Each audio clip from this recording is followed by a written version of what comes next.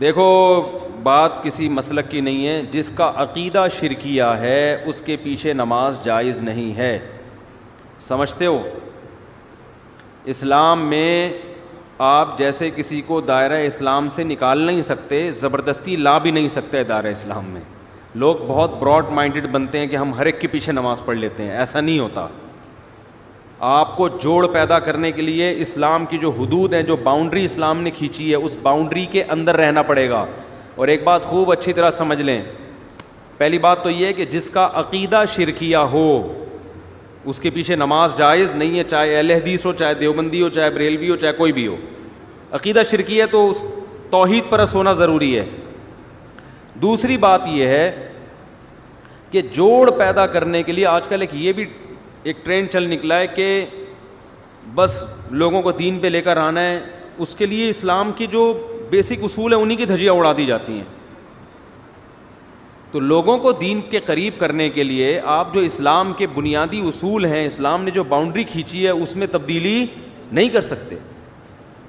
نبی صلی اللہ علیہ وسلم نے 13 سال مکہ میں دعوت دی ہے، چند لوگوں کے سوا کوئی بھی ایمان نہیں لے کر آیا.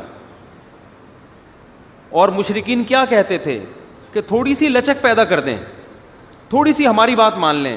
آپ نے مصلحتاً بھی ان کی بات نہیں مانی کہ اسلام کی جو بنیادی احکام ہے نا ان میں کمپرومائز نہیں ہوگا. جن چیزوں کا انتظامی معاملات سے تعلق ہے، مینجمنٹ سے، ان میں تو جیسے صلح حدیبیہ میں آپ نے بہت ساری چیزوں میں مانی ان کی بات. لیکن اگر وہ یہ معاہدہ کرتے کہ آپ ایک نماز چھوڑ دیں تو نبی اس شرط کو تسلیم نہیں کرتے. بھائی نماز بھی نہیں چھوڑ سکتے، روزہ بھی نہیں چھوڑ سکتے، داڑھی بھی نہیں کاٹ سکتے ہم، ٹھیک ہے نا، چوری کو جائز بھی نہیں، زنا کی بھی اجازت نہیں ہو سکتی. تو اسی طرح یاد رکھو آج کل ایک بہت بڑا مسئلہ یہ ہو گیا ہے کہ ہماری حدود ساری ختم ہوتی چلی جا رہی ہیں. اور یہ بھی ذہن میں رکھیں کہ نبی صلی اللہ علیہ وسلم کی سیرت میں جہاں ہمیں معاف کرنا ملتا ہے وہاں انتقام لینا بھی ملتا ہے. اب یہ کام ہوتا ہے کہ کون سا موقع معاف کرنے کا ہے اور کون سا موقع انتقام لینے کا ہے. بعض دفعہ انتقام لینے میں فائدہ زیادہ ہوتا ہے. علماء نے لکھا ہے دیکھو نبی کتنے رحمت للعالمین تھے نا، کتنی رحمت تھی، لیکن خودکشی ایک شخص نے کی، نبی نے اس کا جنازہ نہیں پڑھایا. حالانکہ آپ تو رحمت للعالمین ہیں، اور اس کا جنازہ فی نفسی ہی جائز بھی ہے تو مسلمان نہ وہ.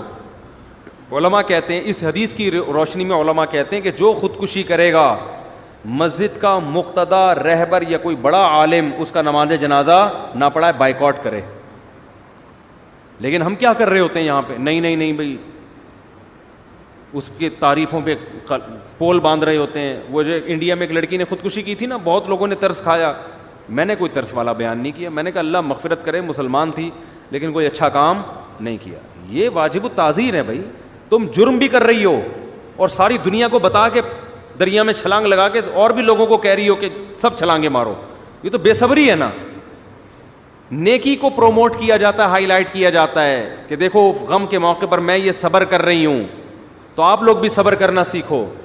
عادت نہیں لیکن مجھے ٹینشن اتنی ہو گئی، ہاں 2 بوتلیں چڑھا لیا اور ویڈیو بنا کے یوٹیوب پہ ڈال دے. لوگ کہیں یار اتنا نیک آدمی کو یہ اتنا مجبور کر دیا اس معاشرے نے، اس ظالم معاشرے نے اتنے نیک آدمی کو ایسا مجبور کر دیا کہ شراب پی رہا ہے، اس کی ساس پہ مقدمہ ہونا چاہیے.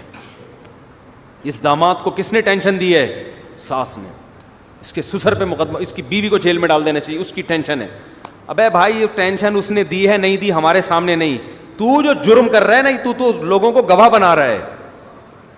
اب اس انڈیا کی وہ لڑکی کی ساس غلط تھی نہیں تھی ہمیں نہیں پتا، لیکن آپ کا غلط ہونا تو آپ نے خود ثابت کر دیا نا اپنے آپ کو حرام موت مار کے. دیکھو میں اپنے آپ کو اس لڑکی سے بہتر نہیں سمجھتا، قیامت میں شاید وہ بخشی جائے اور ہم لٹکے ہوئے ہوں، لیکن اصول کی بات شریعت کی جو ہے وہ تبدیل نہیں ہو سکتی. جرم کو پروموٹ کرنے کی، ہائی لائٹ کرنے کی اور اس کی حوصلہ افزائی کرنے کی اجازت نہیں ہے. ہم تصویر کے ایک رخ کو دیکھتے ہیں، دوسرے رخ کو نہیں دیکھ رہے ہوتے. ایک بہت بڑا سنگر تھا، جب اس کی ڈیتھ ہوئی ہے تو اس کا جنازہ لایا گیا ہمارے ہاں. ہمارے شیخ حضرت مفتی رشید احمد صاحب کے حضرت نے انکار کر دیا نماز جنازہ پڑھانے سے، فرمایا میں نہیں پڑھاؤں گا. ہو سکتا ہے چھپ کے بہت دعائیں مانگی ہوں اس کے لیے، بظاہر یہی لگتا ہے اکیلے میں بہت روئے ہوں گے اللہ اس کو معاف کر دے، کھلے عام اس کا جنازہ نہیں پڑھایا تاکہ عبرت ہو کہ کوئی اچھی موت نہیں ہے یہ.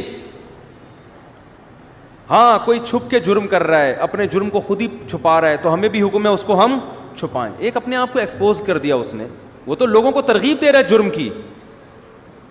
تو اس لیے بھائی ان چیزوں میں آج بے اعتدالی بہت ہونے لگی ہے, ہم حدود شریعت سے تجاوز کرتے ہیں.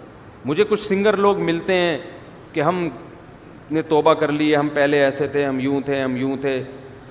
تو ٹھیک ہے, بیچاروں نے توبہ کی, اللہ ان کی توبہ قبول فرمائے, لیکن میں ان سے اکثر ایک بات کہتا ہوں کہ یار اپنے ماضی کو بھول جاؤ. ماضی کو ایک تصویر تو چلو کوئی اپنی محفوظ رکھ لے کہ لوگوں کو ترغیب دینے کے لیے کہ میں ایسا تھا اور ایسا ہو گیا, چلو ایک اس میں یہ مسئلہ سمجھ میں آتی ہے تاکہ دوسرے گلوکاروں کو بھی موٹیویشن ملے. ہمارے ایک دوست تھے, وہ کہیں ڈراموں میں آیا کرتے تھے, تو پھر انہوں نے توبہ کی, تو انہوں نے مجھے اپنی پرانی تصویر بنائی نا, دکھائی, کیپ پہنا ہوا ہے, کالا چشمہ اور عجیب سی مونچھیں رکھی ہوئی ہیں. اور جب وہ توبہ کیا ایسا, جن کی میں نے 3 شادیاں نہیں, تیسری کروائی تھی شادی, وہ ویڈیو بھی گئی تھی. اب وہ شوبز کی دنیا چھوڑ کے شادیوں پہ سیٹ ہو گئے ہیں. شوبز کی دنیا چھوڑ کر کس پہ سیٹ ہو گئے ہیں؟ سیٹ ہوتا ہے آدمی تو پھر وہ کرتا ہی چلا جاتا ہے, پھر وہ ڈھیٹ بن جاتا ہے. تو میں نے کہا اچھا ہے, وہ جو حرام کاری کا خطرہ تھا وہاں پہ, یہ نہیں کہ سب کوئی غلط کر رہے ہوتے ہیں, میں الزام نہیں لگا رہا. تو کیا نتیجہ نکلا کہ اب انہوں نے اتنا پیارا ان کا حلیہ ہو گیا, تو وہ ایک تصویر انہوں نے رکھی ہوئی ہے, وہ فیس بک پہ بھی ڈالی تھی کہ یہ زیادہ اچھی ہے یہ والی, سب وہ نورانی چہرے کو کہہ رہے تھے ماشاء اللہ ماشاء اللہ. تو ایک تو چلو عبرت کے لیے ٹھیک ہے, لیکن اپنی ساری تصویریں کہ میں ایسے ناچتا تھا, میں یوں کرتا تھا, میں یوں, بھائی یہ تو آپ اپنے گناہ کو کیا کر رہے ہو. آپ اپنے حج اور عمرے کی تصویر سمجھ میں آ رہا ہے کہ میں سردی میں رو رہا تھا. اول تو اس کو بھی ضرورت نہیں ہے, لیکن یہ کوئی پھر بھی ایک سمجھ میں آنے والی چیز ہے.